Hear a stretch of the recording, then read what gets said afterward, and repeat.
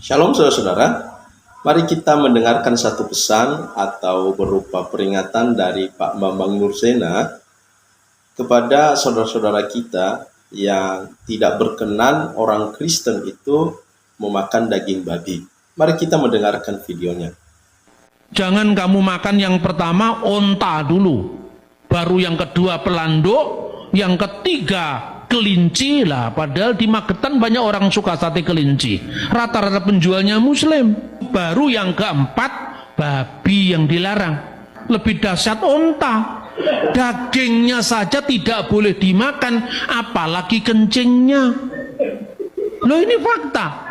Ada banyak orang-orang Arab yang makan onta dan kencingnya juga jadi obat. Saya tidak mau ngurus itu. Tapi bagi saya lebih baik saya makan babi ketimbang minum kencing unta. Jadi dari video tadi jelas Pak Bambang Nursena menjelaskan bahwa apa yang dilarang oleh Tuhan kepada orang Israel itu bukan hanya daging babi, tetapi juga daging unta.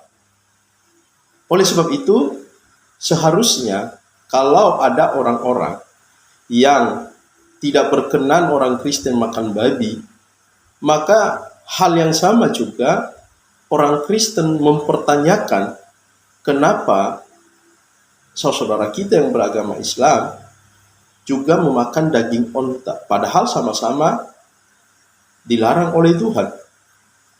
Nah, jika saudara kita yang beragama Islam mengatakan bahwa itu tidak dilarang oleh Al-Quran, maka orang Kristen harus bisa menjawab bahwa kalau Al-Quran yang melarang, berarti itu tidak berlaku bagi orang Kristen. Itu adalah hanya hukum itu berlaku untuk orang Islam. Nah, jika mereka mengutip ayat di dalam Imamat 11 yang mengatakan tidak boleh makan babi dan segala sesuatunya, maka kita juga bisa menjawab bahwa di dalam Alkitab Perjanjian Baru tidak ada larangan untuk tidak makan babi. Bahkan Yesus mengatakan segala jenis hewan itu bisa dimakan, tidak ada yang haram. Dan juga para rasul memberikan penjelasan demikian. Nah, oleh sebab itu, sesuatu yang sering kita dengarkan selama ini tentang pelarangan makan babi dari saudara kita, itu tidak relevan untuk orang Kristen dan juga mereka yang melarang itu. Karena kita memiliki kitab masing-masing untuk menjelaskan hal yang demikian. Nah, mari kita mencoba untuk melihat secara keseluruhan hal ini. Orang Kristen juga mencoba untuk mempertanyakan, sebagaimana orang Islam mempertanyakan terkait hukum makan-memakan di dalam kitab suci. Nah, kalau orang Islam tadi melarang atau tidak berkenan orang Kristen makan babi, maka orang Kristen mempertanyakan, kenapa orang Islam memakan daging unta? Bahkan orang Islam itu percaya kepada Taurat. Nah, Taurat yang mana yang dipercaya oleh mereka kalau demikian? Hal yang berikutnya, bukan hanya daging unta yang dimakan oleh orang umat Islam, tetapi juga kencingnya saja itu dimakan atau diminum. Mari kita coba lihat video yang satu ini. Jadi Bapak Ibu sekalian, yang mau minum susu ontanya bisa langsung. Kalau minum pipisnya mohon maaf ada caranya. Supaya nanti saat masuk ke dalam perut kita terasa nikmat dan juga segar. Susunya ini tidak diminum langsung dengan dirinya saja, tetapi efektifnya insya Allah digabungkan dengan setetes dari pipisnya. Contohnya seperti ini susu ontanya seperti ini. Kemudian satu tetes dari pipis onta kita campurkan ke susu supaya dia tidak terlalu pahit. Tuh, udah cukup. Ayo siapa yang gratis, saya bayarin deh. Langsung minum, mau coba Bu? Silakan Mbak. Wih, Masya Allah. Bismillah di first. Wih. Jangan dicium. Wih. Gimana? Enak ya? Enak, ayo siapa lagi? Maaf kalau saya lagi umroh, lagi bawa jamaah, itu ada Ada mitos yang mengatakan bahwa kencing onta itu jadi obat.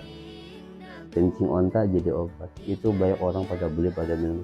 Kalau rombongan saya larang. Saya bilang kencing tetap kencing, itu najis, nggak boleh diminum. Nggak ada cerita. Kata buat ngobatin asma dan sebagainya. Saya bilang, emang nggak ada obat lain. Kalau nggak ada obat lain baru boleh. Tapi yang namanya kencing onta iya najis. Mau dari apapun najis, nggak boleh. Haram hukum. Ketiga, orang Islam juga bukan tidak saja memahami bahwa unta itu kan diciptakan dari setan. Lalu bagaimana Anda menjelaskan itu? Apakah dengan demikian orang Islam memakan daging setan dengan memakan daging unta itu karena mereka diciptakan dari setan? Nah, perlu juga dijawab hal yang semacam itu. Dan saudara kita yang agama Kristen juga harus memberikan pertanyaan balik kepada mereka. Yang keempat, bagaimana dengan pekerjaan Isa di akhir zaman nanti? Bukankah salah satu pekerjaannya adalah untuk memusnahkan babi-babi? Kalau hari ini umat Islam berusaha untuk melarang orang Kristen tidak memelihara babi. Nah, pertanyaannya, apa nanti pekerjaannya di sana pada akhir zaman? Jadi jelas sekali.